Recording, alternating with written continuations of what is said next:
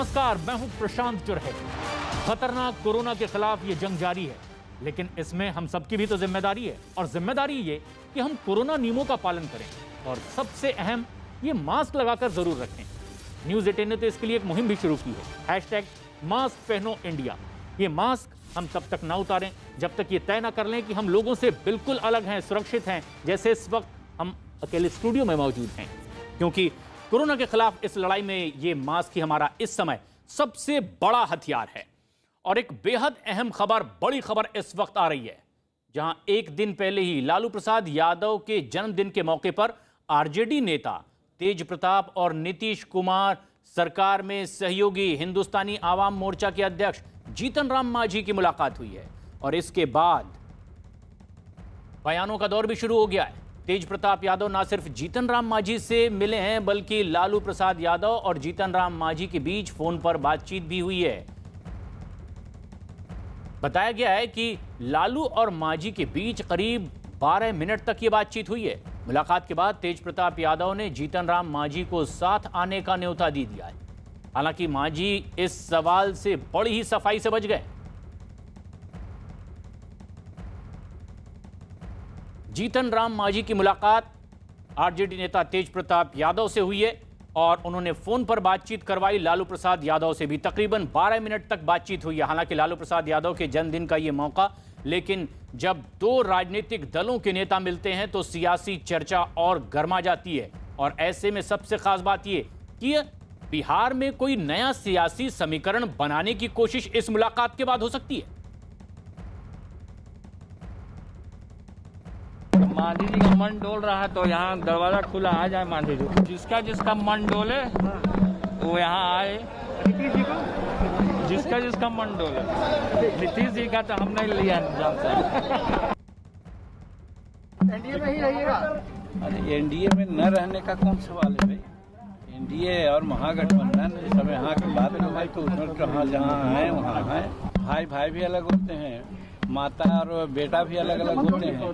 तो वैसी परिस्थिति में तेज प्रताप अगर हमारे पास आए हैं, इसका कतई मतलब नहीं है कि कोई राजनीतिक मंशा है। चंद्रमोहन कुमार हमारे सहयोगी इस वक्त हमसे सीधे जुड़ रहे हैं। चंद्रमोहन, तेज प्रताप और मांझी की इस मुलाकात के क्या मायने?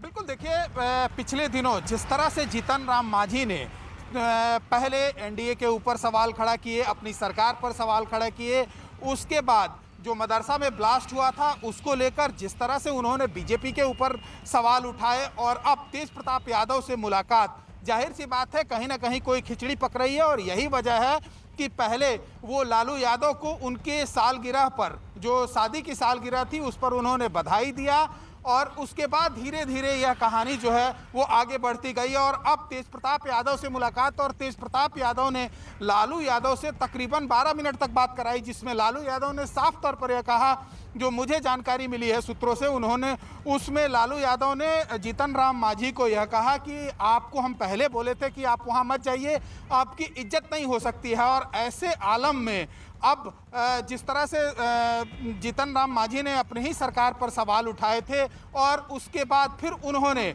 यह कहा था कि बिहार एनडीए में कोऑर्डिनेशन कमेटी बनाने की ज़रूरत है, तो जाहिर सी बात है कहीं ना कहीं कोई ना कोई बात और जो है खिचड़ी वो ज़रूर पक रही है। और यही वजह है कि पहले नेताओं की मुलाकात होती है और उसके बाद यह कहा जाता है कि एनडीए छोड़कर वो नहीं जाएंगे, लेकिन आने वाले दिनों में कुछ भी हो सकता है। हालांकि अभी जीतन राम मांझी के लिए जल्दबाजी हो सकती है, लेकिन जिस तरह से उन्होंने लालू यादव से बात की है, कहीं ना कहीं बिहार में राजनीतिक सुगबुगाहट इसको लेकर दिखाई दे रही है, और इसका निष्कर्ष भी आगे आने वाले दिनों में निकल सकता है। चंद्रमोहन, लेकिन एक सवाल जो सबसे अहम है कि सिर्फ तेज प्रताप से ही ये बातचीत नहीं हुई है, और बल्कि लालू प्रसाद यादव से भी बातचीत फोन पर हुई है। क्या भविष्य के कोई संकेत मिल रहे हैं इसके जरिए?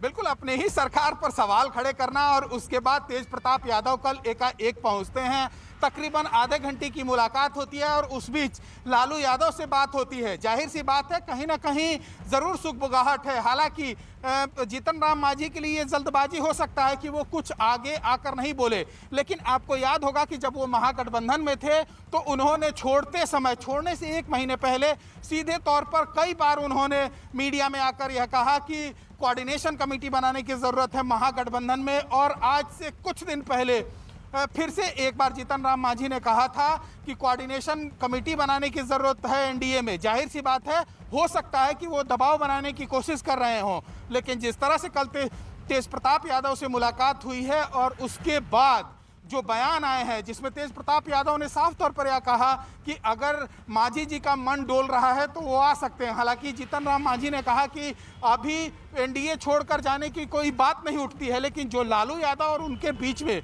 12 मिनट की बात हुई है वो कुछ न कुछ संकेत दे रहे हैं कि बिहार में राजनीतिक परिवर्तन अभी तो देखने को नहीं मिलेगा। लेकिन जिस तरह से जीतन राम मांझी अपनी ही सरकार को बार बार घेरने की कोशिश कर रहे हैं, सवाल खड़े कर रहे हैं, और आरजेडी के प्रवक्ता का यह बयान कि बिहार में अगर सरकार बचा सकते हैं तो बचा ले एनडीए के लोग, कहीं ना कहीं ये सबसे अहम भी है चंद्रमोहन कि अब इस मुलाकात के बाद जो राजनेताओं के बयान सामने आ रहे हैं, क्योंकि तेज प्रताप यादव और जीतन राम मांझी की मुलाकात और मांझी की फोन पर लालू यादव से बातचीत के बाद अब आरजेडी नेता मृत्युंजय तिवारी ने तो बिहार में एनडीए को अपनी सरकार बचाने तक की चुनौती दे डाली है।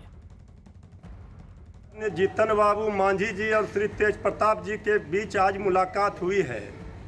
समझने वाले समझ गए, जो ना समझे वो अनाड़ी है।